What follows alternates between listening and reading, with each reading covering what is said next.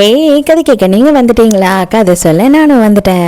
நம்ம இன்னைக்கு பார்க்க போகிற ட்ராமாவோட ஒன்லைன் என்ன அப்படின்னு பார்த்தீங்கன்னா, வயசானதுக்கப்புறம் காதலே வரக்கூடாதா என்ன, இல்லை அவங்க குழந்தை தான் பெற்றுக்க கூடாதா? ஒரு வயசான கப்பல் அவங்களுக்குள்ளே நடந்த ஒன் நைட் ஸ்டாண்டுனால அவங்க ப்ரெக்னெண்ட்டும் ஆயிடுறாங்க.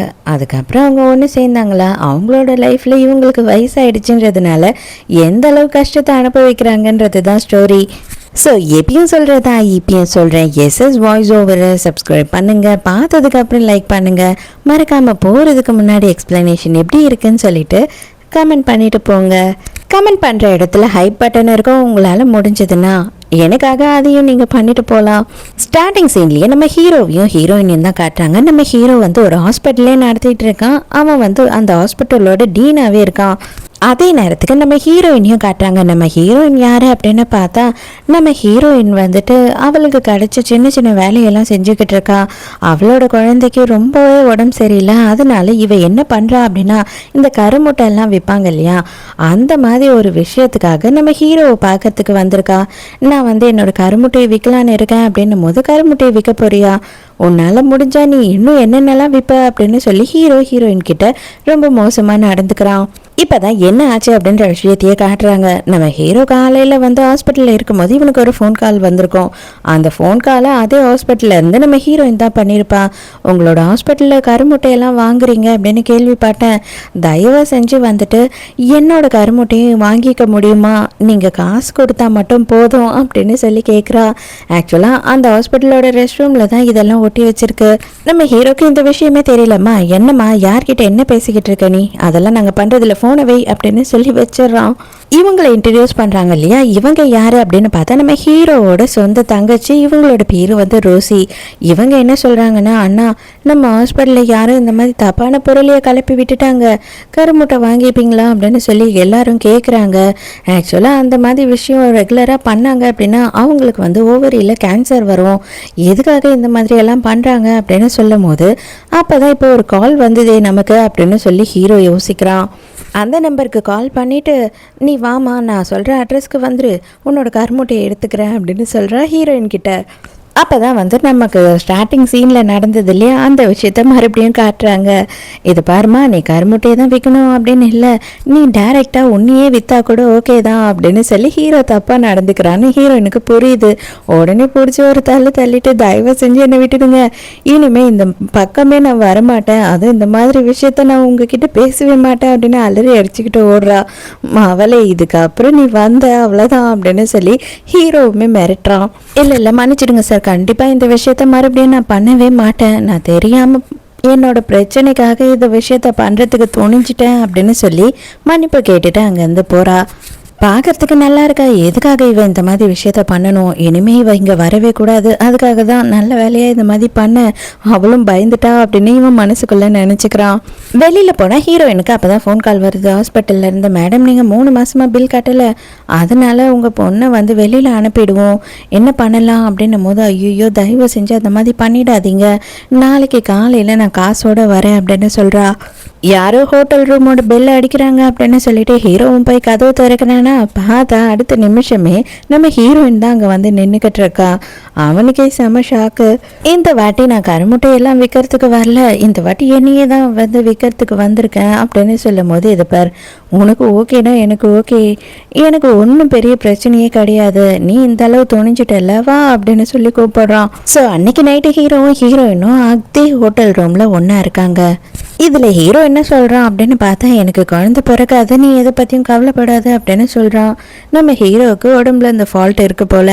ஹீரோக்கு லைட்டாக வந்து ஹீரோயின் மேலே கொஞ்சம் வெறுப்பு இருக்குது. என்னடா அவன் இந்த மாதிரியான வேலையெல்லாம் பண்ணுறாளே அப்படின்னு சொல்லிட்டு ஹீரோயினை கொஞ்சம் கேவலமாக தான் நினைக்கிறான். அதே நேரத்துக்கு காலையிலேயே காசை அனுப்பிட்டு அவன் வந்து அந்த இடத்த விட்டு கிளம்பி போயிடுறான். ஹீரோயின் அவன் ஃபேஸை கூட பார்க்கல. அதோட கரெக்டாக வந்துட்டு 2 மாதம் கழித்து காட்டுறாங்க. 2 மாதம் கழித்து ஹீரோவோட தங்கச்சி வந்து ஹீரோ கிட்ட பேசிக்கிட்டு இருக்கா. அண்ணா, நான் வந்து ரொம்ப நாளாக நோட் பண்ணிக்கிட்டே இருக்கேன். உன்கிட்ட ஒரு சாமி மாலை இருந்தது, ஆனால் அது இப்போ காணோம், எங்கே போச்சு அப்படின்னு கேட்குறா.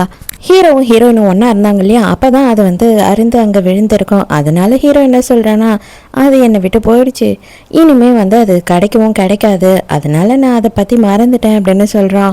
நீ சென்டிமெண்ட்டாக பேசுறதை பார்த்தா ஏதோ பொண்ணை பற்றி தான் பேசுகிறேன்னு மட்டும் எனக்கு நல்லா தெரியுது, மறுபடியும் எதனா உனக்கு சான்ஸ் இருக்கா அப்படின்னு சொல்லி கேட்குறா. அதுக்கு ஹீரோ உடனே என்ன சொல்கிறான்னா, அதெல்லாம் சான்ஸே கிடையாது, அந்த பொண்ணு அந்த மாதிரி பொண்ணு இல்லை, இனிமே கண்டிப்பாக எந்த ஒரு நாளும் நான் திரும்பவும் அவளை பார்க்க போகிறதே இல்லை அப்படின்னு ஹீரோ சொல்றான். வெளியில போலாம் அப்படின்னு சொல்லிட்டு கதவை திறந்துக்கிட்டு வெளியில போறானா, பார்த்தா கரெக்டா நம்ம ஹீரோயின் அதே நேரத்துக்கு எதிர்க்க வந்து நிக்கிறா. அவ்வளவுதான், ஹீரோவும் ஷாக்கு, ஹீரோயினும் ஷாக்கு. பார்த்தா இவ என்ன பண்றா அப்படின்னா, நம்ம ஹீரோவோட தங்கச்சியை பார்க்கறதுக்கு தான் வந்திருக்கா. அப்பதான் அவ தங்கச்சிக்காரி என்ன சொல்றானா, உங்களுக்கு கொஞ்சம் ஏஜ் ஆயிடுச்சு எனக்கு புரியுது, பட் ஆனா நீங்க பிரெக்னென்ட் ஆயிருக்கீங்க அப்படின்னும் போது ஹீரோயினுக்கு செம ஷாக்கு. நம்ம ஹீரோயினுக்கு 48 வயசு ஆகுது, இவளுக்கு 20 வயசுல ஒரு பொண்ணும் இருக்கா. அந்த பொண்ணுக்கு தான் உடம்பு சரியில்லாமல் ஹாஸ்பிட்டலில் சேர்த்துருக்காங்க. இப்போ அதனால ஹீரோயினுக்கு பயங்கர பயமாயிடுது. ஆல்ரெடி வந்து அந்த குழந்தைய பார்த்துட்டு இருக்கவே நமக்கு கஷ்டமா இருக்கு, இப்போ இது வேறையா? இதை பற்றிலாம் நம்ம பொண்ணுக்கு தெரிஞ்சதுன்னா அம்மா ரொம்ப சந்தோஷமா இருக்காங்க போல அப்படின்னு நினச்சிப்பா. அது மட்டும் இல்லாமல் இந்த புதுசாக வர குழந்தைங்க மேலே தான் நான் அன்பு வைப்பேன் அப்படின்னு நினச்சி அவள் ரொம்ப ஃபீல் பண்ணுவா. பேசாம இந்த குழந்தைய கலைச்சிடலாமா, இல்லை என்ன பண்றது, இந்த குழந்தைங்க என்ன தப்பு பண்ணாங்க அப்படின்னு சொல்லி ரொம்பவும் ஃபீல் பண்ணிக்கிட்டே இருக்கா. இவ தான் நம்ம ஹீரோயினோட பொண்ணு. இவளோட பேர் வந்து சோஃபியா. இவளுக்கு 20 வயசு ஆகுது. ஹீரோயின் வந்து அவளை பார்த்துக்கும் போது கூட மனசுக்குள்ள ரொம்ப சங்கடமா இருக்கு. இதை இவகிட்ட சொல்லலாமா வேணாமா, குழந்தைய கலைக்கலாமா வேணாமா அப்படின்னு குழப்பத்துல இருக்கா. அப்போ கரெக்டாக ஹீரோயினோட டெஸ்ட் ரிப்போர்ட் வந்து கீழே விழுதா. அதை பார்த்து பக்கத்து பெட்டில் இருக்க பொண்ணு என்ன சொல்கிறான்னா, என்னது நீ ப்ரெக்னெண்ட்டாக இருக்கியா, இந்த மாதிரி நிலமையில உன்னோட பொண்ணை வச்சிட்ருக்க, அந்த பொண்ணை பற்றி கொஞ்சமும் கவலைப்படாமல் எவ்வளோ அளவு ஜாலியாக இருக்கியா நீ, உன் வயசு என்ன ஆச்சு, இப்போ உனக்கு இதெல்லாம் தேவையா அப்படின்னு சொல்லி நம்ம ஹீரோயினை எவ்வளோ அசிங்கமாக பேச முடியுமோ அவ்வளோ அசிங்கமாக கேவலமாக பேசிக்கிட்டு இருக்கா. அவள் பொண்ணுக்கு எப்படா சொல்லி புரிய வைக்கிறது அப்படின்னு சொல்லிட்டு ஹீரோயின் ரொம்ப தயக்கத்தில் இருக்கும் போது சோஃபி என்ன பண்ணுறா அப்படின்னு பார்த்தா, அம்மா எனக்கு ரொம்ப சந்தோஷமா இருக்கு, இன்கேஸ் என்னை காப்பாற்றவே முடியாமல் நான் செத்து போயிடுறேன்னு வச்சுக்கோ, நீ எவ்வளோ கஷ்டமா இருப்ப, ஆனால் இப்போ அப்படி இல்லைல்ல, என்னோட தங்கச்சி தம்பி யாராவது உன் கூட இருப்பாங்க, அதை நினைக்கும் போது எனக்கு ரொம்ப சந்தோஷமா இருக்குமா. ஆனால் எனக்கு ஒரே ஒரு ஆசை, நான் தங்கச்சி எல்லாம் பிறக்கத்துக்குள்ளே சாகக்கூடாது அப்படின்னு சொல்லி கேட்குறா. ஹீரோயினுக்கு ரொம்ப கஷ்டமாயிடுது. என்ன ஆனாலும் சரி, அம்மாக்கு நீதாம்மா முதல் குழந்தை, உனக்கு எதுவும் ஆக விட மாட்டேன் அப்படின்னு சொல்லிட்டு ஹீரோயினும் அழ ஆரம்பிச்சிடுறா. அதே நேரத்துக்கு இவளை பார்த்துக்கிட்டு இருக்க டாக்டர் வந்து ஹீரோயின் கிட்ட என்ன சொல்கிறாங்கன்னா, இது பாருங்க, உங்கள் பொண்ணுக்கு அதிகமாக செலவாயிட்ருக்கு, நீங்கள் வந்து கொஞ்சம் கொஞ்சமாக தான் பில் பே பண்ணுறீங்க, தயவு செஞ்சு கொஞ்சம் பில்லெல்லாம் ஒழுங்காக பே பண்ணுங்க அப்படின்னு சொல்லி திட்டிட்டு போகிறாங்க. அதனால ஹீரோயினும் என்ன பண்ணுறா அப்படின்னு பார்த்தா, இவளுக்கு ஆப்ஷனே இல்லாமல் கிளப்பில் தான் வந்து சேலரி அதிகமாக இருக்கும் அப்படின்னு சொல்லி கிளப் வேலைக்கே போயிடுறா. அதோட 4 மாதம் கழிச்சு காட்டுறாங்க, நம்ம ஹீரோவும் ஹீரோவோட தங்கச்சி இருக்கா இல்லையா, அவங்க 2 பேருமே அந்த கிளப்புக்கு வராங்க. இவங்களோட ஆஃபீஸ் பார்ட்டியை வந்து இந்த கிளப்பில் தான் அரேஞ்ச் பண்ணியிருக்காங்க. அங்கே இருக்க ஒரு லேடி டாக்டரும் வந்து ஹீரோ கிட்ட பயங்கரமாக வழிகிறாங்க. தங்கச்சிக்காரையும் ஏதாவது ஒன்று எனக்கு அண்ணியாக வந்தால் நல்லா தான் இருக்கும் அப்படின்னு யோசிக்கிறா. ஆனால் ஹீரோ கொஞ்சம் கூட வந்து அவளுங்க கிட்ட மூஞ்சி கொடுத்து கூட பேச மாட்டான். அப்போ தான் நம்ம ஹீரோயினை காட்டுறாங்க. ஹீரோயினுக்கு இப்போ தான் 5 மாதம் ஆயிடுச்சு இல்லையா, இதை இங்கேயே தான் வந்து இன்னமும் வேலை செஞ்சுக்கிட்டு இருக்கா. என்னடா இது, இந்த மாதிரி ப்ரெக்னெண்ட்டான லேடிஸ் எல்லாம் கிளப்பில் வேலை செய்கிறாங்களா, சான்ஸே இல்லை. ஆனால் நான் இவளை பற்றி கேள்விப்பட்டிருக்கேன், இவளுக்கு புருஷனே இல்லை, ஆனால் இவள் ப்ரெக்னெண்ட்டாக இருக்கா அப்படின்னு சொல்லிட்டு, ஆனால் பார்க்கறதுக்கு அழகாக தான் இருக்கா அப்படின்னு சொல்லி ஹீரோயினை பின்னாடியே தட்டுறான். ஹீரோயினுக்கே செம்ம கடுப்பாயிடுது.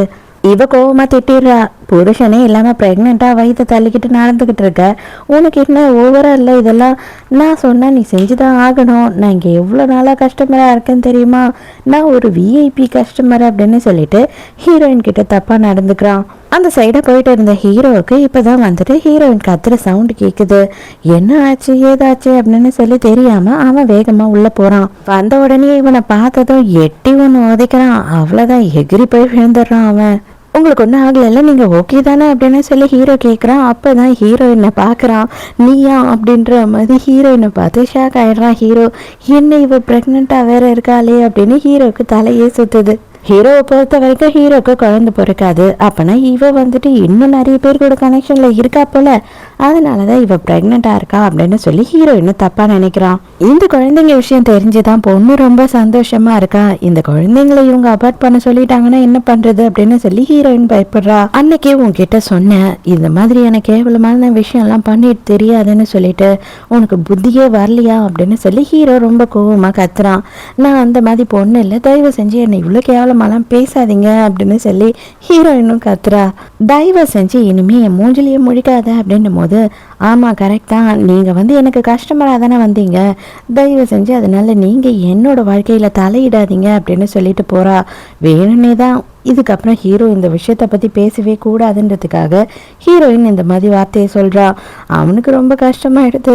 ஹீரோயின் அங்கேருந்து போனதுக்கப்புறம் தான் தங்கச்சிக்காரி வரா. பின்னாடியே வந்துட்டு இந்த அடி வாங்கினா இல்லையா அவனும் வரான். ஏண்டா உனக்குலாம் வெக்கமா இல்லை, அந்த பொண்ணு புள்ள தாச்சா இருக்கு, அந்த பொண்ணுக்கிட்ட தப்பாக நடந்துக்கிறியே, நீலாம் மனுஷன் தானா அப்படின்னு சொல்லிட்டு ஹீரோ பயங்கரமாக கோவப்படுறான். தங்கச்சிக்காரிக்கு லைட்டாக டவுட் வந்துடுது. அண்ணா அன்னைக்கு வந்துட்டு நீ ஒருத்தவங்க கூட இருந்தியே, ஒரு வேளை அது அவங்க தானா, அதனால தான் நீ இவ்வளோ கோவப்பட்டியா, அவங்க ப்ரெக்னெண்ட்டாக இருக்காங்களா, எத்தனை மாதம் அப்படின்னு சொல்லிட்டு இவ கேள்வி மேலே கேள்வியாக கேட்டுக்கிட்டே இருக்கா.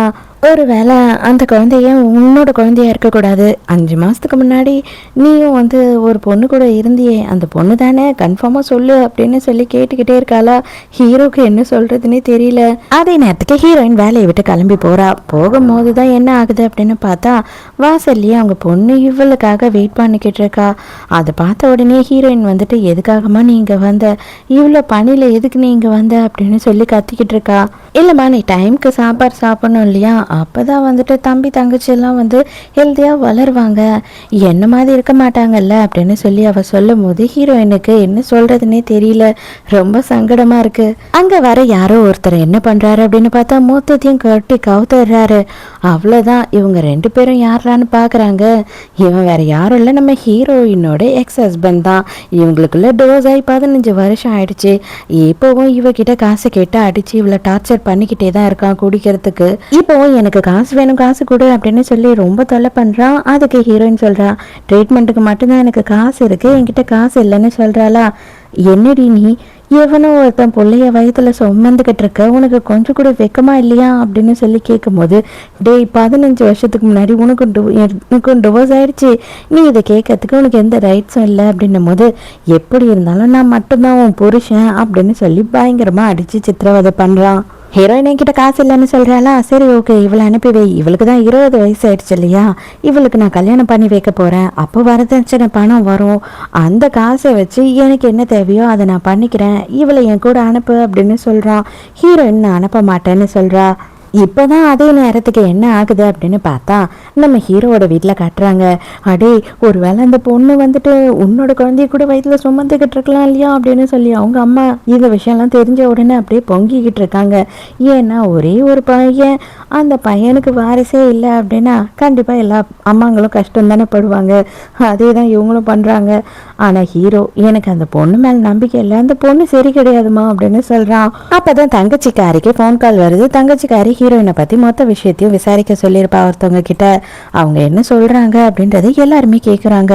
அவங்க என்ன சொல்கிறாங்கன்னா, 15 வருஷத்துக்கு முன்னாடியே டிவோர்ஸ் ஆயிடுச்சு, அந்த பொம்பளை ரொம்ப கஷ்டப்பட்டு அவங்களோட ஒரே பொண்ணை காப்பாற்றிக்கிட்டு இருக்காங்க, அந்த பொண்ணுக்கும் உடம்பு சரியில்லை, அவங்க சம்பாதனை மொத்தத்தையும் அந்த பொண்ணுக்காகவே தான் செலவு பண்ணிக்கிட்டு இருக்காங்க, அவங்க கூட சாப்பிடாம இருப்பாங்களே தவிர அந்த பொண்ணுக்கு என்ன வேணுமோ அது எல்லாத்தையும் அவங்க பண்ணுறாங்க, அவங்க புருஷங்காரன் ரொம்ப மோசமானவன், குடிகாரன், எப்பவுமே அவங்கள அடித்து சித்திரவதை பண்ணுவான் அப்படின்னு சொல்லும் போது ஹீரோக்கு இப்போ தான் கொஞ்சம் கொஞ்சமாக ஹீரோயின் மேலே நம்பிக்கை வருது. சின்ராசு எட்ரா வண்டியா அப்படின்ற மாதிரி ஹீரோவும், டே டிரைவரு வண்டியை எட்ரா அப்படின்னு சொல்லி எழுந்துக்கிறான். அவ்வளோதான், அவங்க அம்மாவுக்கு பயங்கர சந்தோஷம். எப்பா எப்படியாவது என் மருமகளையும் என் பேர பசங்களையும் வீட்டுக்கு கூட்டிகிட்டு வந்துரு அப்படின்னு சொல்கிறாங்க. அதே நேரத்துக்கு ஹீரோயினையும் பொண்ணையும் காட்டுறாங்க. இவன் என்ன பண்ணுறான் அப்படின்னு பார்த்தா, அந்த பொண்ணுக்கு ட்ரீட்மெண்ட்டுக்காக மொட்டை அடிச்சிருக்காங்க போல். அவளோட தொப்பியை கழட்டிட்டு அவளை எல்லாரும் எதிர்க்கையும் ரொம்ப அசிங்கப்படுத்துகிறான். இங்கே பார்த்தீங்களா, இவ்வளோ ஒரு கேவலமான மூஞ்சை எவன் கட்டிப்பான், நான் கல்யாணம்லாம் பண்ணி வைக்கிறேன்னு சொல்கிறேன், அப்பயும் வந்து அம்மாக்காரி தான் இவன் லைஃபையே கெடுக்கிறா அப்படின்னு சொல்லி இவன் சொல்லும் போது எல்லாரும் கரெக்டு, அப்பா தான் வந்து மாப்பிள்ளை பார்த்துருக்காருல, போய் கல்யாணம் பண்ணிக்க வேண்டியது தானே, உன்னை யார் கட்டிப்பா அப்படின்னு சொல்லி மோசமாக பேசுகிறாங்க. அந்த பொண்ணுக்கு இதெல்லாம் கேட்கும் போது ரொம்ப கஷ்டமாயிடுது. ஹீரோயின் வந்துட்டு அவளோட பொண்ணை தொடவே விட மாட்டா இல்லையா, அதனால இவன் என்ன பண்ணுறான்னா, அப்பனா நீ வந்துரு, உன்னோட பாடி பார்ட்ஸ் எல்லாத்தையும் எடுத்து வித்துக்கிறேன் அப்படின்னு சொல்லி ஹீரோயினை தரன்னு இழுக்கிறான். என்னையும் என் குழந்தைங்களையும் காப்பாத்துறதுக்கு ஒருத்தர் கூட வரவே இல்லை, எல்லாரும் நின்று வேடிக்கை தான் பார்க்குறாங்க அப்படின்னு சொல்லி ஹீரோயின் ரொம்ப ஃபீல் பண்ணுறா. இவங்க எல்லாரும் அந்த கிளப்புக்கு போகலான்னு கிளம்புறாங்க. அப்போ அங்கேருந்தே ஃபோன் வருது, கிளப்பு வாசலில் அவளை போட்டு எக்ஸசைஸ் பண்ணிட்டு அடிச்சுக்கிட்டு இருக்கான்னு. வேகமாக போங்க அப்படின்னு சொல்லி ஹீரோ கத்துறான். செம்ம கோவத்தில் ஹீரோ வந்து செம்மையாக அந்த இடத்துக்கு வந்து நிற்கிறான். வரவன் சும்மா இல்லை, கன்னோட தான் வரான். இதுக்கு மேலேயும் அவளை நீ தொட்ட, இன்னைக்கு நீ கேட்டடா அப்படின்னு சொல்லி கன்னை எடுத்து காட்டுறான். அதுக்குள்ளே புருஷங்காரன் என்ன பண்ணுறான் அப்படின்னு பார்த்தா, நம்ம ஹீரோயினோட பொண்ணோட கழுத்தில் கத்தியை வச்சுட்டு, இவளை நான் கொன்னுடுவேன், எனக்கு இப்போவே வந்துட்டு 2 கோடி ரூபாய் பணம் வேணும்னு கேட்குறான். எல்லாருமே திருன்னு முழிக்கிறாங்க. ஏண்டா அவ கையில் எதிராக 2 கோடி, சரி ஓகே ஒன்றும் பிரச்சனை இல்லை, 2 கோடி தானே வேணும், நான் தரேன் உனக்கு, ஆனால் அவளை ஒன்றும் பண்ணிடாத அப்படின்னு சொல்லி ஹீரோ சொல்கிறான். அப்படியே ஏமாற்றி கிட்ட போன ஹீரோ வந்துட்டு அப்படியே தூக்கி வாரி கடாசுறான் அவனை. மகனே உனக்கு 2 கோடியா வேணும், உனக்கு 2 கோடி கொடுத்தா நீ கம்முன்னு போயிடுவியா, திருப்பியும் வந்து கேட்க மாட்டியா அப்படின்னு சொல்லிட்டு செம்மையாக கடுப்பாயிடுறான் ஹீரோ. ஹீரோவோட ஆளுங்கெல்லாம் வந்துடுறாங்க, இவனை கொண்டு போய் போலீஸில் ஒப்படைங்க, இவன் வெளியிலேயே வரக்கூடாது அப்படின்னு சொல்லிட்டு ஹீரோவும் ஸ்ட்ரிக்டாக சொல்லிடுறான். மயங்கின ஹீரோயினை அப்படியே தூக்கிட்டு வந்து ஹீரோவும் ஹாஸ்பிட்டலில் சேர்க்குறான். ஆனால் அந்த டைமுக்கு தங்கச்சிக்காரி என்ன பண்ணுறான்னா டிஎன்ஏ டெஸ்ட் எடுத்துடுறா. அப்போ உடனே ஹீரோவோட அம்மா சொல்கிறாங்க, ஐயோ அந்த குழந்தைங்களுக்கு எதுனா ஆயிடுச்சுன்னா இப்போவே எதுக்காக டிஎன்ஏ டெஸ்ட் எல்லாம் எடுக்கணும், இது தப்பு தானே அப்படின்னு சொல்லிட்டு அவங்க ரொம்ப ஃபீல் பண்ணுறாங்க. அப்போ தான் ஹீரோ அந்த இடத்துக்கு வரான். ஹீரோக்கு இந்த விஷயமே தெரியாது. இல்லைம்மா அப்படியே டிஎன்ஏ டெஸ்ட் எடுத்தாலும் குழந்தைங்களுக்கு ஒன்றும் ஆகாது, தயவு செஞ்சு நீ பயப்படாத அப்படின்னு சொல்லி ஆறுதல் சொல்கிறான். அப்படியே வந்துட்டு டிஎன்ஏ டெஸ்ட் அது என்னோட குழந்தையே இல்லைனாலுமே நான் அவளை ஏற்றுக்கலான்னு இருக்கேன், எனக்கு அவளை ரொம்ப பிடிச்சிருக்கு அப்படின்னு சொல்லி ஹீரோ வந்து சொல்கிறானா. அவங்க அப்படியே ஷாக்காக பார்த்துக்கிட்டு இருக்காங்க. இப்போ தான் ஹீரோயின் வந்து மயக்கத்துலேருந்து தெளிஞ்சு எழுந்துக்கிறா. எழுந்தோடனே பக்கத்தில் பொண்ணு இருக்கா. பொண்ணை பார்த்து தான் கேட்குறான், உனக்கு ஒன்றும் இல்லைல்லம்மா அப்படின்னு சொல்லிட்டு. எனக்கு ஒன்றும் இல்லை, டீன் தான் ஹெல்ப் பண்ணாருமா நமக்கு, அவர் தான் ஹாஸ்பிட்டலில் கொண்டு வந்து சேர்த்தாரு அப்படின்னு சொல்லிக்கிட்டே இருக்கும்போது, அம்மா எனக்கு ஒரே ஒரு டவுட்டு, உன் வயதுல வளர்ற குழந்தைக்கு டீன் தான் அப்பாவா அப்படின்னு சொல்லி கேட்குறா. அதே நேரத்துக்கு எங்கள் தங்கச்சிக்காரி வேக வேகமாக சந்தோஷமாக ஓடி வரா. அண்ணா ஒரு குழந்தை இல்லைன்னா 3 குழந்தை, 3 குழந்தையும் உன்னோட குழந்தை தான் அப்படின்னு சொல்கிறா. இவங்க எல்லாருக்குமே பயங்கர சந்தோஷம். பட் ஆனால் அவங்களுக்கு கொஞ்சம் ஏஜ் ஆகிடுச்சு. அது மட்டும் இல்லாமல் அவங்க ஹெல்த்தியான ஃபுட்டே சாப்பிடாதனால ரொம்ப வீக்காக இருக்காங்க. நம்ம தான் அவங்கள வந்து நல்லபடியாக பார்த்துக்கணும் அப்படின்னு சொல்கிறான்.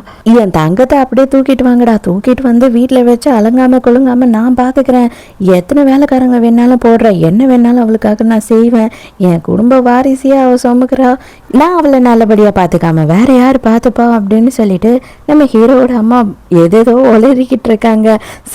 சரிம்மா ஃபஸ்ட்டு நம்ம அவளை போய் பார்ப்போம், அதுக்கப்புறம் மற்றதெல்லாம் பேசுவோம் அப்படின்னு கூட்டிகிட்டு போகிறான். இவங்க போன உடனே என்ன பண்ணுறாங்க அப்படின்னு பார்த்தா, ஹீரோயின் கிட்டே இதை வந்து என்னோட பரிசா வச்சுக்கோமா அப்படின்னு சொல்லிட்டு ஒரு பெரிய செக்கை கொடுக்குறாங்க. ஹீரோயினுக்கு பயமாயிடுது. ஐயோ காசை கொடுத்து அபார்ஷன் பண்ண சொல்கிறாங்களோ அப்படின்னு சொல்லி, ஐயோ எனக்கு எதுவுமே வேணாம், இந்த குழந்தைய மட்டும் அபார்ட் பண்ண சொல்லிடாதீங்க, இந்த குழந்தை தான் எங்களுக்கு எல்லாமே அப்படின்னு சொல்கிறா. என்னது அபார்ஷன் பண்ண சொல்லி நாங்கள் சொல்லுவோமா? ஐயோயோ என்னம்மா நீ பேசிக்கிட்டு இருக்க, இந்த குழந்தை தான் எங்களுக்கு இருக்க ஒரே வாரிசு, தயவு செஞ்சு இப்படியெல்லாம் நீ பேசாத, அந்த குழந்தை எங்களுக்கு ரொம்ப முக்கியம் அப்படின்னு சொல்லிட்டு இவங்க 3 பேர் சொல்கிறாங்க. அப்போ உடனே வந்துட்டு பொண்ணு என்ன சொல்கிறான் அப்படின்னா, நீங்கள் எங்கள் அம்மாவை நல்லபடியாக பார்த்துக்கிட்டிங்கன்னா போதும், எனக்கு எதை பற்றியும் கவலை கிடையாது, நான் என்னை பார்த்துக்கிறேன் அப்படின்னு சொல்கிறா. இல்லை எனக்கு எதுவுமே வேணாம், தயவு செஞ்சு என்னை என் பொண்ணு கூடயே இருக்க விட்டுருங்க அப்படின்னு சொல்லிட்டு ஹீரோயின் அழறா. அப்போதான் ஹீரோ என்ன சொல்கிறான் அப்படின்னா, இல்லை அவளை நான் உங்ககிட்ட இருந்து அனுப்ப தான் போகிறேன், பட் ஆனால் உங்களை பிரிக்கிறதுக்காக இல்லை, நான் யூரோப்பில் அவளோட ட்ரீட்மெண்ட்க்கு அரேஞ்ச் பண்ணியிருக்கேன், அவள் அங்கே போய் தங்கி ட்ரீட்மெண்ட் எடுத்துக்க போகிறா அப்படின்னு சொல்கிறான். இந்த பொண்ணு ரொம்ப வீக்காக இருக்கா, ரொம்ப உடம்பு முடியல இல்லையா, அதனால வேலையாக என்ன பண்ணுறாங்க அப்படின்னு பார்த்தா அவளை வந்து யூரோப்புக்கு அனுப்புகிறாங்க ட்ரீட்மெண்ட்டுக்கு. ஹீரோயின் அவளை நினச்சி ரொம்ப ஃபீல் பண்ணும் போது, நீ கவலையே படாத, நான் போய் அப்பப்போ பார்த்துக்கிட்டு வரேன், அதுக்கப்புறம் உனக்கு வந்து குழந்தை பிறந்துடுச்சு, டெலிவரி ஆயிடுச்சுன்னா நீயும் எப்போனாலும் போய் பார்க்கலாம். என்ன கண்டிப்பாக ஒரு 4 வருஷமாவது அவள் அந்த ட்ரீட்மெண்ட்டை கண்டினியூ பண்ணி தான் ஆகணும் அப்படின்னு சொல்கிறான். வீட்டுக்கு கூட்டிகிட்டு வந்துட்டு பயங்கரமாக ரூல்ஸ் எல்லாம் போட்டுட்டாங்க மாமியார். அவள் என்ன சாப்பிடணும், என்ன குடிக்கணும், எது ஒன்றும் வந்து அவள் எப்படியெல்லாம் பண்ணணும் அப்படின்றதுக்கு எல்லாத்துக்கும் சாட்டை போட்டுட்டாங்க, வேலைக்காரங்களை போட்டுட்டாங்க. இவங்க எல்லாரும் தான் ஒன்று பண்ண போகிறாங்க. அவளுக்கு என்ன தேவையோ செஞ்சு கொடுக்க போகிறாங்க, பார்த்துக்க போகிறாங்க. ஹீரோயின் ஐயோ எனக்கு இதெல்லாம் வேணாம், நானே என்னை பார்த்துக்கிறேன் அப்படின்னு சொல்கிறா. அது மட்டும் இல்லாமல் ஹீரோயின் கையில் வந்து அவங்க பரம்பரை பிரேஸ்லெட்டை வேற போட்டு விடுறாங்களா. எங்களுக்கு இன்னும் கல்யாணமே ஆகலை, எதுக்காக நீங்கள் இவ்வளோ அவசரப்படுறீங்க, இது ரொம்ப வேல்யூவான பொருள், நான் இதெல்லாம் வச்சுக்க மாட்டேன் அப்படின்னு சொல்கிறா. இல்லைம்மா, நான் வந்து ரொம்ப ஆசையாக உனக்காக இதை போட்டு வேணும்னு ஆசைப்பட்றேன், தயவு செஞ்சு இதை நீ போட்டுக்கிட்டு தான் ஆகணும் அப்படின்னு கம்பல் பண்ணி மாமியார் போட்டு விடுறாங்க. ஹீரோயின் இப்போ தான் வந்து ஹீரோவோட ரூமுக்கு வரா. வந்து பார்த்தா வந்து ரூமில் ஹீரோவை காணோம். எங்கடா இருக்கான் அப்படின்னு பார்த்தா அவன் இப்போ தான் குளிச்சுட்டு வந்து பின்னாடி நிற்கிறான். என்னையா தேடுற அப்படின்னு கேட்கும் போது ஹீரோயின் பயந்துடுறா. அப்படியே கீழே விழ போனவள ஹீரோ வந்து தாங்கி பிடிச்சிடுறான். ஹீரோயின் கையில் ஒரு ஆயிலை கொடுத்து, இந்த ஆயிலை வந்துட்டு உன்னோட வயிற்றுல நல்லா தடவினாதான் குழந்தைக்கும் உனக்கும் நல்ல ஒரு பிளட் சர்க்குலேஷன் இருக்கும், அதுக்காக தான் இது அப்படின்னும் போது ரொம்ப தேங்க்ஸ் அப்படின்னு சொல்கிறா. அதை நான் தானே தடவி விடணும், படு சீக்கிரமா அப்படின்னும் போது இல்லை நானே தடவிக்கிறேன் அப்படின்னு சொல்கிறான். அது எப்படி, நான் தான் பண்ணணும், அது மட்டும் இல்லாமல் நான் டாக்டர், என்னையே நீ வந்துட்டு நோன்னு சொன்னீன்னா அது ரொம்ப தப்பாயிடும் அப்படின்னு சொல்கிறான். ஹீரோவும் தடவி விட்டு அப்படியே லைட்டாக மசாஜ் பண்ணிக்கிட்டு இருக்கானா. ஹீரோயினுக்கு ரொம்ப ஒரு மாதிரி ஆகிடுது. ஐயோ வேண்டாம், இதுக்கு மேலே நான் பார்த்துக்கிறேன், நீங்களே வெளில போயிடுங்க அப்படின்னு சொல்லிடுறா. ப்ரெக்னெண்ட்டாக இருக்கும் போது காலெல்லாம் வீங்கும் இல்லையா, அதனால என்ன பண்ணுறான்னா காலங்காத்தால ஹீரோயின் எழுந்த உடனே அவள் காலில் எண்ணெயெல்லாம் தடவி மசாஜ் எல்லாம் பண்ணி விடுறான். இதெல்லாம் பார்க்கும்போது ஹீரோயினுக்கு ஆச்சரியமா இருக்கு, இப்படியெல்லாம் யாரா பண்ணுவா அப்படின்னு தோணுது. பார்த்தா அம்மாவும் பிள்ளையும் என்ன பண்றாங்கன்னா ஹீரோயினை வச்சு ஃபேஷன் ஷோ நடத்தி பார்த்துக்கிட்டு இருக்காங்க. இந்த ட்ரெஸ் உனக்கு சூட் ஆகுதா, அந்த ட்ரெஸ் சூட் ஆகுதான்னு எல்லாத்தையும் மாற்றி மாற்றி போட்டுட்டு வர சொல்றாங்க. ஹீரோயினும் என்னடா பண்றது, அன்பு தொல்லை தாங்க முடியாம எல்லாத்தையும் பண்ணிக்கிட்டு இருக்கா. மறுநாள் ஹீரோவும் ஹீரோயினும் ஏழை நடக்கிற ஒரு இடத்துக்கு போறாங்க. என்ன அப்படின்னு பார்த்தா ஹீரோயினுக்கு ஒரு நல்ல ரிங்கு வாங்கி தரணும் அப்படின்னு ஆசைப்படுறான் ஹீரோ. அதுக்காக ஹீரோயினை கூட்டிட்டு போறான். எனக்கு இந்த இடத்துக்குலாம் வந்து பழக்கம் இல்லை, நான் உங்களுக்கு அசிங்கத்தை ஏற்படுத்திடுவேணும்னு எனக்கு பயமா இருக்கு அப்படின்னு சொல்லும் போது, அதெல்லாம் லூஸ் மாதிரி யோசிக்காத, உனக்கு உடம்பு முடியலன்னா சொல்லி வீட்டுக்கு போயிடலாம், இல்லைன்னா சைலண்டா வா அப்படின்னு கூப்பிடுறான். அங்க போன ஹீரோக்கு ஒரு முக்கியமான கால் வந்துடுதா. அதனால இவன் என்ன பண்றான்னா இந்த கால் மட்டும் பேசிட்டு வந்துடுறேன் அப்படின்னு சொல்லிட்டு ஹீரோயினை தனியா விட்டுட்டு போறான். அப்போ ஒருத்தன் பின்னாடி ஒருத்தன் நின்றுட்டு பார்த்துக்கிட்டு இருக்கான் இல்லையா பண்ணி மாதிரி, அவன் என்ன பண்ணுறான்னா ஹீரோயின் கூட ஸ்கூலில் படித்தவன் போல இவளை பார்த்த உடனேயே வந்து இவகிட்ட வந்து தொல்லை கொடுக்குறான். ஸ்கூலில் படிக்கும் போது நீ இருந்ததை விட இப்போ ரொம்ப அழகாக இருக்கியே, எப்படி நீ எப்போ பார்த்தாலும் வந்து ஏதோ ஒரு காஞ்ச மாடு மாதிரி தானே கிடப்ப, ரொம்ப சூப்பராக இருக்க அப்படின்னு சொல்லிட்டு ஹீரோயின் கையை பிடிச்சி இழுக்கிறான். ஹீரோயின் மரியாதையாக கையை விடு, என் புருஷன் மட்டும் இங்கே வந்தானா நீ செத்தடா அப்படின்னு சொல்லும் போது, எனது உன் புருஷனா, எவன் வந்தா எனக்கு என்னென்ன, எவ்வளோ பெரிய ஆள் தெரியுமா, இந்த ஏலத்தில் வரப்போகிற எல்லாத்தையும் முக்கால்வாசியும் நான் தான் எடுக்க போகிறேன் அப்படின்னு சொல்லும் போது, நீ என்னென்ன பண்ணி என் கையை விடு அப்படின்னு திட்டிக்கிட்டு இருக்கா. அங்கே வந்து அவனோட பொண்டாட்டி என்ன பண்ணுறான்னு பார்த்தா வந்த உடனே ஹீரோயினை பலான்னு ஒன்று கண்ணத்திலே வைக்கிறான். என் புருஷன் நல்லவன் தான், நீ தான் அவனை மயக்கிருப்ப அப்படின்னு சொல்கிறா. என்னது உன் புருஷன் நல்லவனா அப்படின்னு சொல்லி ஹீரோயின் பேர்னு பார்த்துக்கிட்டு இருக்கா. ஆமாம் ஆமாம் ஆமாம் செல்லம், நான் நல்லவன் தான், நான் எந்த பொண்ணையாவது ஏதாவது பண்ணியிருக்கேன்னு நீ பார்த்துருக்கியா, இவ தான் என்கிட்ட வந்துட்டு அப்படியே மயக்கிற மாதிரி எல்லாம் பேசுனா, நான் தள்ளி போனதான் கையை பிடிச்சேன், நான் கையை பிடிச்சி எடுக்கிறேன்னு சொல்லிட்டு அதுக்குள்ள அப்படின்னு சொல்லும் போது, எனக்கு தெரியும் டார்லிங், நீங்க யாருன்னு எனக்கு தெரியும் அப்படின்னு சொல்றா. டக்குன்னு ஹீரோயினோட கையில இருக்கிற பிரேஸ்லெட்டை பிடுங்கிட்டு, பாத்தீங்களா காஸ்ட்லியான பிரேஸ்லெட் இந்த பிச்சைக்காரி போட்டுக்கிட்டு இருக்கா, ஐயோ எனக்கே காமெடியா இருக்கு அப்படின்னு சிரிக்கிறா. எனக்கு ரொம்ப முக்கியமானது அது, தயவு செஞ்சு அதை கொடுத்துருங்க, என் மாமியார் கொடுத்தது அப்படின்னு சொல்லி ஹீரோயின் கேட்கும் போது, ஓ அப்படியா, ஒன்றும் பிரச்சனை இல்லை, தாராளமாக உனக்கு கொடுத்துட்றேன், ஆனால் நீ முட்டி போட்டு மன்னிப்பு கேளு, என் புருஷன்ல நீ தான் அவனை வந்து மயக்கணுன்னு சொல்லி மன்னிப்பு கேளு அப்படின்னு சொல்கிறா.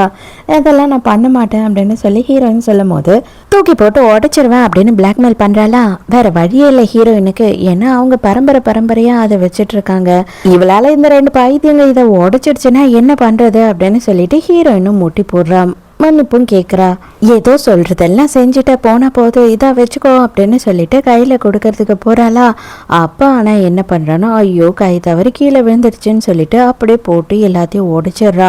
ஹீரோயின் ரொம்ப ஃபீல் பண்ணி பயங்கரமா அழுதுகிட்டு இருக்கா. இப்பதான் ஹீரோ அந்த இடத்துக்கு வரான். அந்த இடத்துக்கு வந்த உடனே ஹீரோயினோட நிலைமைய பார்த்து ஹீரோக்கு ரொம்ப கஷ்டமாயிடுது. நீங்க உண்மையா மனுஷங்களா இருந்தா இப்ப அவளை என்னெல்லாம் பேசுனீங்களோ இப்ப பேசுங்கடா, நான் தாண்டா அவ புருஷன் அப்படின்னும் போது, சரிப்பா நீ பேசினதெல்லாம் வந்து தெலுங்கு பட டைட்டில் மாதிரி இருந்தது, ஒன்றும் பிரச்சனை கிடையாது, ஓரமா போய் உட்காரு, இதெல்லாம் உங்களுக்கான இடமே இல்லை புரியுதா அப்படின்னு சொல்லி நக்கல் பேசுறா இந்த பொம்பளை. ஏலம் ஸ்டார்ட் ஆயிடுச்சு, எங்களுக்கு முக்கியமான வேலை இருக்குன்னு அங்க இருந்து போயிடுறாங்க. அம்மா கொடுத்த பிரேஸ்லெட்டை உடைச்சிட்டாங்க, என்னெல்லாம் பேசுனாங்க தெரியுமா, இப்போ அவங்க இப்படி அப்படியே போறாங்க அப்படின்னு ஹீரோயின் கத்தும் போது, தயவு செஞ்சு நீ டென்ஷனே ஆகாத, இன்னும் கொஞ்ச நேரத்துல 2 பேரும் வந்து உன் காலில் விழுந்து மன்னிப்பு கேட்பாங்க, கேட்குறாங்களா இல்லையான்னு மட்டும் பாரு அப்படின்னு சொல்லிட்டு ஹீரோ யாருக்கோ ஃபோன் பண்ணுறான். இவங்களும் ஏலத்துக்கு போயிடுறாங்க. அதுக்கப்புறம் ஹீரோயின் என்ன சொல்கிறான்னா, இங்கே இருக்க எல்லாமே காஸ்ட்லியாக இருக்குது, தயவு செஞ்சு எனக்கு எதுவும் வாங்காதீங்க அப்படின்னு சொல்கிறா. இதை பாரு, வாங்காதது நான் தான் முடிவு பண்ணணும், உனக்கு பிடிச்சிருக்கா பிடிக்கலையான்னு மட்டும்தான் நீ சொல்லணும், அதுக்கு தான் உன்னை கூட்டிகிட்டு வந்திருக்கேன் அப்படின்னு சொல்கிறான். யாரும் எதிர்பார்க்காத விதமாக டக்குன்னு ஹீரோ போய் என்ன பண்ணுறான் அப்படின்னா, ஒரு காஸ்ட்லியான ஒரு நெக்லஸ் வருது. அந்த நெக்லஸ் வந்த உடனே ஸ்டேஜுக்கு போயிட்டு அவன் ஏதோ ஒரு சைகை காட்டுறான். அப்போ உடனே எல்லாரும் என்ன சொல்கிறாங்கன்னா, இந்த சைகையை காமிச்சா இங்கே யார் என்ன ப்ரைஸ் வந்து சொன்னாலுமே அதை விடவும் வந்துட்டு 2 மடங்கு அதிகமானதுன்னு அர்த்தம் அப்படின்னு சொல்கிறாங்க. அப்போ உடனே இந்த சூனியக்கார பொம்பளை என்ன சொல்கிறான் அப்படின்னு பார்த்தா, அது பாருங்க, அவன் என்ன ரேட்டு சொன்னாலும் சரி அதை விட 2 மடங்கு நீங்கள் அதிகமாக வச்சு தான் வாங்கணும் அப்படின்னு சொல்கிறா. புருஷனும் பொண்டாட்டியும் மாறி மாறி ரேட்டை ஏற்றிக்கிட்டே போகிறாங்க. ஆனால் ஹீரோ வந்து இறங்கி வர மாதிரியே இல்லை. ஹீரோவை வாயை விட்டு சொல்லணும், இல்லை அவங்க ரேட்டுக்கே கொடுத்துருங்க, எனக்கு வேண்டாம் அப்படின்னு சொல்லிட்டு. அதனால எல்லாரும் வெயிட் பண்ணிக்கிட்டு இருக்காங்களா. ஆனால் ஹீரோ அந்த மாதிரி சொல்கிற மாதிரி இல்லை. விட்டா நீயும் பொண்டாட்டியும் மாறி மாறி இதையே சொல்லிக்கிட்டு இருப்பீங்க, இப்போ எப்படி ஆஃப் பண்ணுற பாரு அப்படின்னு சொல்லிட்டு ஹீரோ வந்து 100 கோடி அப்படின்னு சொல்லி ஃபிக்ஸ் பண்ணிடுறான். அவ்வளோதான், எல்லாரும் செம்ம ஷாக்கு. இதுக்கு மேலே யாரா வந்து ரேட்டு கேட்பீங்க அப்படின்ற மாதிரி நின்றுக்கிட்டு இருக்கான். இந்த சூனியக்காரியோட புருஷங்காரன் இருக்கான் இல்லையா, அவன் வேலை செய்கிற கம்பெனியோட ஓனர் அந்த இடத்துக்கு வராரு. வந்த உடனே வந்து ஓங்கி பலான்னு ஒன்று கன்னத்திலேயே வைக்கிறாரு அந்த பொம்பளைய. அதுக்கு கதி கலங்கி போயிடுச்சு. அடே எதுக்கியா என்ன ஆடிச்ச அப்படின்னு கேட்கும் போது, பின்ன என்னோட கம்பெனிக்கு வந்து இன்வெஸ்ட் பண்ணுறதே இவர் தான், இவர்கிட்ட வந்துட்டு நீங்கள் இவ்வளோ உரண்டு எடுத்து வச்சிங்கன்னா எனக்கு எப்படி இன்வெஸ்ட்மெண்ட் கிடைக்கும்னா எப்படி உங்களுக்கு சம்பளம் கொடுப்பேன், மரியாதையாக நீங்கள் 2 பேரும் இதோட இந்த பக்கமே திரும்பி பார்க்காம ஓடி போயிடுங்க, டே நாளையிலேருந்து நீ ஆஃபீஸ்க்கே வரக்கூடாதுடா அப்படின்னு சொல்கிறாரு. ஹீரோயின் கிட்ட போயிட்டு மன்னிப்பு கேட்குறான் அந்த பொம்பளை. உடனே வந்து ஹீரோயினை பார்க்கும்போது என்னால் மன்னிக்கவே முடியாதுன்னு ஹீரோயின் சொல்கிறா. நான் ஏன் உன்னை மன்னிக்க சொல்ல போகிறேன் அப்படின்னு சொல்லி ஹீரோயினோட கையை பிடிச்சி பலான்னு ஒன்று கன்னத்திலேயே வைக்கிறான் ஹீரோ. அவளுக்கு ஒரே ஒரு அடி அடித்த உடனே ஹீரோயினுக்கு மனசுக்குள்ள ஒரு தைரியம் வருது. உடனே என்ன பண்ணுறேன்னா வச்சு வளாசுறா அவளை. ஏன்னா இந்த பொம்பளை சும்மா கிடையாது, நம்ம ஹீரோயின் வயிற்றுல வளர்ற குழந்தையும் அது மட்டும் இல்லாமல் ஹீரோயினோட வயசையும் அவ்வளோ கேவலப்படுத்தி பேசியிருப்பா எல்லார் எதிர்க்கையும். அதெல்லாம் நினச்சி பார்த்து பலார்னு விடுறா. புருஷங்காரன் எழுந்துக்கவே இல்லை, உட்கார்ந்தபடி கீழே இருக்கான். மன்னிக்கெல்லாம் முடியாது, கடந்து சாவுங்க அப்படின்னு சொல்லிட்டு ஹீரோயினும் அங்கிருந்து கிளம்பி போயிடுறாங்க. அவ்வளவுதான், புருஷங்காரனுக்கு செம டென்ஷனு. அப்போ இவன் என்னவோ யோகிய மதி பொண்டாட்டிக்காரியை மட்டும் போட்டு அடின்னு அடிச்சுக்கிட்டு இருக்கான். இவனை கேடு கட்டவன் அவனுக்கு சப்போர்ட் பண்ண வந்தா இல்லையா, அதனால அவளுக்கு வேணும் இது எல்லாம், இதை விடவும் வேணும் அவளுக்கு. ஹீரோயின் என்ன பண்ணுறா அப்படின்னு பார்த்தா ஹீரோ கூட்டிகிட்டு மார்க்கெட்டுக்கு போகிறா. மார்க்கெட்டுக்கு போயிட்டு மீன் கறி அது இதுன்னு வாங்கிட்டு வந்து நானே என் கையால் உங்களுக்கு சமைச்சு தரணும்னு ஆசைப்படுறேன் அப்படின்னு சொல்கிறா. ஹீரோவும் அவள் கேட்குற எல்லாத்தையும் வாங்கி தராரு. ஆனால் இங்கே வந்து பார்த்தா ஹீரோ என்ன பண்ணுறான்னா, நீ எந்த வேலையும் செய்யக்கூடாது, நீ ரெஸ்ட்டுடு அப்படின்னு சொல்லிட்டு இவனே சமைச்சிக்கிட்டு இருக்கான். ஹீரோயினுக்கே கஷ்டமாக இருக்குது. நான் தானே சமைச்சு தரணும்னு ஆசைப்பட்டேன், நீங்கள் எதுக்காக இப்படியெல்லாம் பண்ணுறீங்க அப்படின்னு சொல்லி திட்டுறா. அவன் கேட்குற மாதிரி இல்லை, எங்கள் அம்மா வருவாங்க, இப்போ அவங்க வர டைம் ஆயிடுச்சு, என்ன உண்டு இல்லைன்னு பண்ணிடுவாங்க அப்படின்னு சொல்கிறான். நம்ம ஹீரோ ஒன்றும் பெரிய குக்கெல்லாம் இல்லை, அவனுக்கு வந்து அவ்வளோவா சரியாக சமைக்க தெரியல, இருந்தாலும் ஹீரோயின் நல்லா இருக்கு அப்படின்னு சொல்லி சாப்பிட்டுக்கிட்டு இருக்கா. சின்ன வயசுலேருந்து ஹீரோயின் வந்து அனாத ஆசிரமத்தில் வளர்ந்தவ. அது மட்டும் இல்லாமல் இது வரைக்கும் இவளுக்கு யாரும் சமைச்சே கொடுத்ததில்லை அப்படின்னு சொல்லி ரொம்ப ஃபீல் பண்ணி அழறா. ஹீரோவுக்கு ஹீரோயினை பார்க்கும்போது ரொம்ப கஷ்டமாக இருக்கு. அப்படி 100 கோடி ரூபாவை ஹீரோயினோட கழுத்தில் போட்டு அழகு பார்த்துக்கிட்டு இருக்காரு. ஹீரோயினுக்கா பயங்கர சந்தோஷம். அன்னைக்கு நைட்டு ஹீரோவும் ஹீரோயினும் ஒன்னா இருக்காங்க. மறுநாள் ஹீரோயின் சமைச்சுக்கிட்டு இருக்காளா, அப்ப மாமியார் வந்துட்டு நீ எதுக்குமா இதெல்லாம் பண்ற அப்படின்னும் போது என் புருஷனுக்கு நான் செஞ்சு எடுத்துட்டு போறேன் ஹாஸ்பிட்டலுக்குன்னு சொல்றா.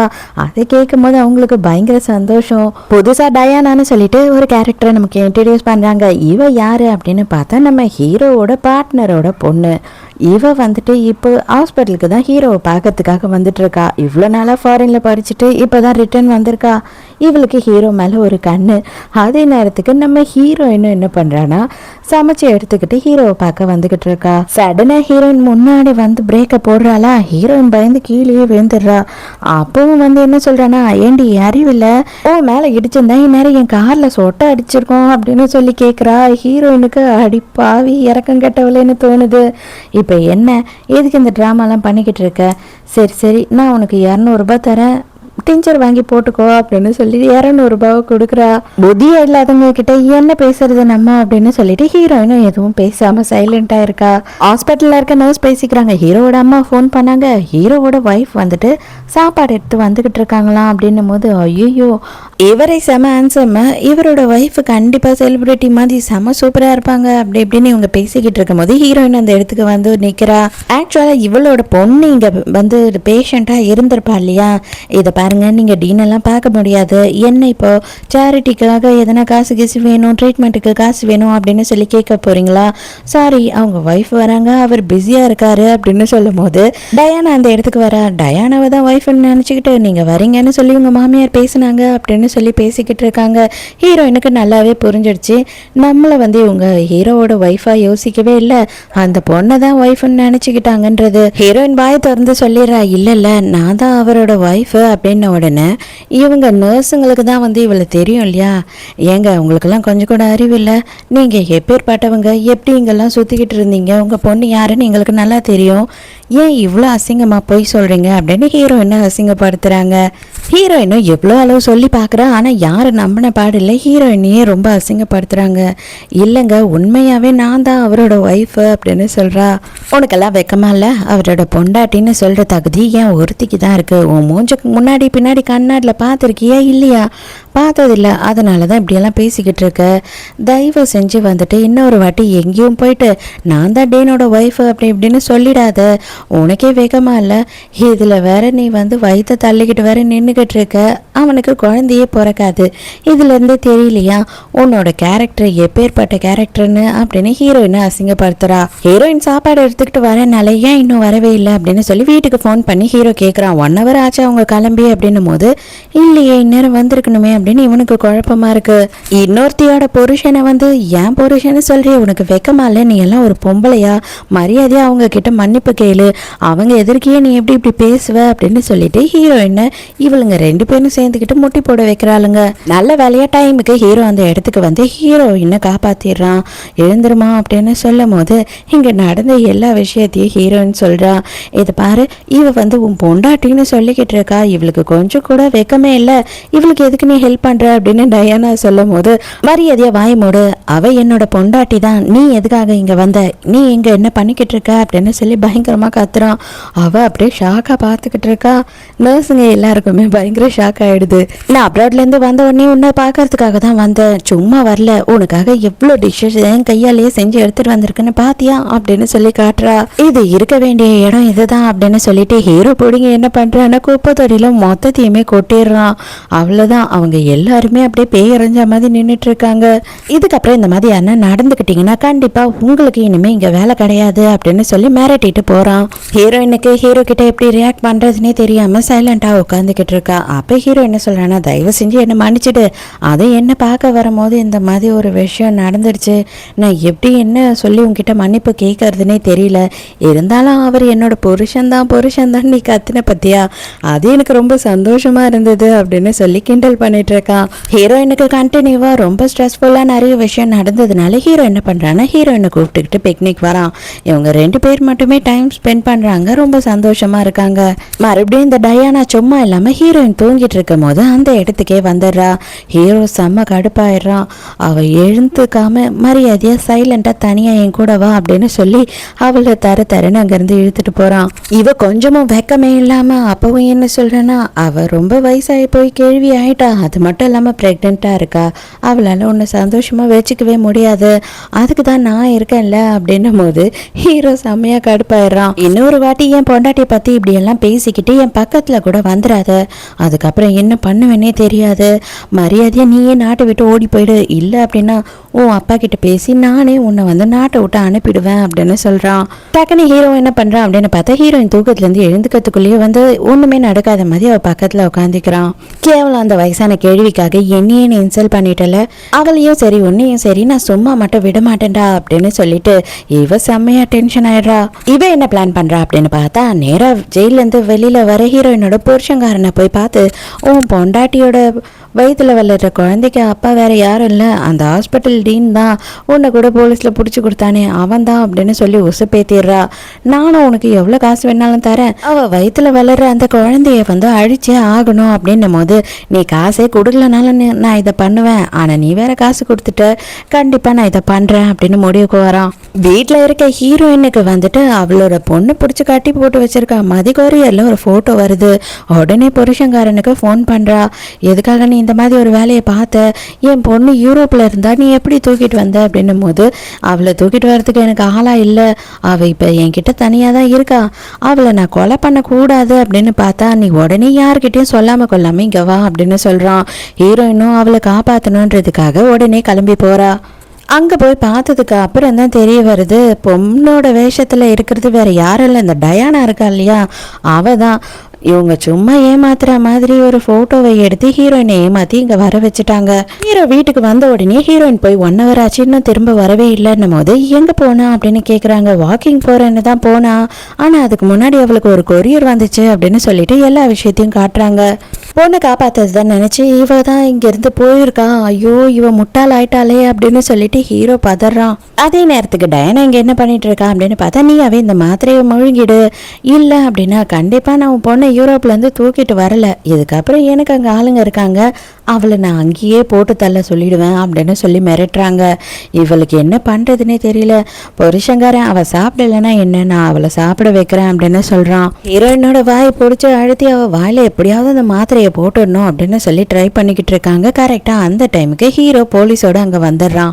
இதுக்கு மேலே அவங்க 2 பேரும் சும்மாவா விடுவான் ஹீரோ, இவங்க 2 பேரும் எங்கேயே வச்சுக்கோ, ஃபர்ஸ்ட் நான் என்னோட ஒய்ஃபை ஹாஸ்பிட்டலுக்கு கூட்டிட்டு போறேன் அப்படின்னு சொல்லிட்டு ஆளுங்களை போட்டுட்டு அங்க இருந்து ஹீரோ கிளம்பிடுறான். அங்கே போய் ஹாஸ்பிட்டலில் சேர்த்தா ரொம்ப கிரிட்டிக்கலாக இருக்குது, ரொம்ப கஷ்டம், எங்களால் எதனா ஒரு உயிரை தான் காப்பாற்ற முடியும், நீங்கள் தான் சொல்லணும் அப்படின்னும் போது அம்மா வந்து பயங்கரமாக ஃபீல் பண்ணி அழறாங்க. ஆனால் ஹீரோ என்ன சொல்கிறான்னா பெரிய உயிரை தான் காப்பாற்றணும் அப்படின்னு சொல்லிடுறான். அங்கே பார்த்தா ஹீரோயினால் வந்துட்டு டெலிவரி பெயின் தாங்க முடியாமல் மயக்கடிச்சிட்றா. அதனால ஹீரோ வந்து கையை பிடிச்சி பக்கத்துலேயே நின்றுட்டு பயங்கரமாக ஃபீல் பண்ணி பேசிக்கிட்டு இருக்கான். என்னைக்கு நான் உன்னை முறை பார்த்தனோ அன்றைக்கே எனக்கு ஒன்று ரொம்ப பிடிச்சிடுச்சு, ஆனால் இப்போ வரைக்கும் நான் இதை சொல்லாமல் லேட் பண்ணிட்டேன், இது என்னோட தப்பு தான், தயவு செஞ்சு என்னை விட்டுட்டு போயிடாத அப்படின்னு சொல்லி ரொம்ப ஃபீல் பண்ணி அழறான். அடுத்த சீன்லேயே பார்த்தா ஹீரோயினுக்கு நல்லபடியாக குழந்தை பிறந்துருது. ஹீரோயினுமே பெட்டர் ஆகிடுறா. இதுக்கு மேலேயும் நீங்கள் லேட் பண்ணக்கூடாது, கல்யாணம் பண்ணியே ஆகணும், அம்மா ஃபோர்ஸ் பண்ணுறாங்க. இதெல்லாம் முடிச்ச கையோட ஹீரோ நேராக வந்துட்டு போய் அவங்க 2 பேரை தான் பார்க்குறான். அங்கே போய் என்ன சொல்கிறான் அப்படின்னா, இவளை கொண்டு போயிட்டு பாலைவனத்தில் விட்டுருங்க, அதுவும் அங்கே வந்து ஒரு காக்கா கூட இருக்கக்கூடாது, அங்கே விட்டுட்டு வாங்க அப்படின்னு சொல்லிடுறான். கதறி கதறி அழறா. உனக்கு நான் ஒரு விசித்திரமான தண்டனை கொடுக்க போகிறேன், என்ன தெரியுமா, ஆக்சுவலாக வந்து நீ எல்லாம் இந்த பூமிக்கு பாரம், உனக்கு வந்து பாடி பார்ட்ஸ் எல்லாம் இருக்கிறதே வேஸ்ட்டு, அதெல்லாம் ஒழுங்காக இல்லாமல் உயிருக்கு போராடுற எவ்வளோ நல்லவங்க இருக்காங்கடா, அதனால உன்னோட ஒரு பார்ட்டியும் எடுத்து அடுத்தவங்களுக்கு கொடுத்துட போகிறேன், என்னை யாராலும் எதுவும் பண்ணவே முடியாது, உனக்கு தெரியுமா, இந்த கிரைம்லேருந்து எவ்வளோ ஈஸியாக தப்பிக்கணுன்றதும் எனக்கு தெரியும் அப்படின்னு சொல்லிடுறான். அதோட மறுநாளே என்ன ஆகுது அப்படின்னு பார்த்தா, நம்ம ஹீரோவோட தங்கச்சி இருக்கா இல்லையா, அவ ஹீரோயினோட கண்ணை பொத்தி கூட்டிட்டு வரா. பார்த்தா தான் தெரியுது ஹீரோ வந்து ஒரு பெரிய பொக்கையோடு நின்றுகிட்டு இருக்கான். அது மட்டும் இல்லாமல் இதுக்கப்புறம் நீ இல்லாமல் என்னால் வாழவே முடியாது, தயவு செஞ்சு என்னை கல்யாணம் பண்ணிக்கோ அப்படின்னு சொல்லி ப்ரப்போஸும் பண்ணிடுறான். ஹீரோயினுமே வந்து ஹீரோ ப்ரப்போஸ் பண்ணதுக்கு ஓகே சொல்லிடுறா. 2 பேருமே ரொம்ப சந்தோஷமாக இருக்காங்க. ஹாப்பி எண்டிங்கோட இந்த ட்ராமாவும் முடியுது. ஸோ இந்த ட்ராமா உங்களுக்கு பிடிச்சிருந்ததா, என்னோட எக்ஸ்பிளனேஷன் பிடிச்சிருந்ததான்னு சொல்லிட்டு மறக்காமல் எனக்கு கமெண்ட்டில் சொல்லுங்கள். நாளைக்கும் மறக்காமல் கதை கேட்க வந்துருங்க. நானும் மறக்காமல் கதை சொல்ல வந்துடுறேன். பாய்.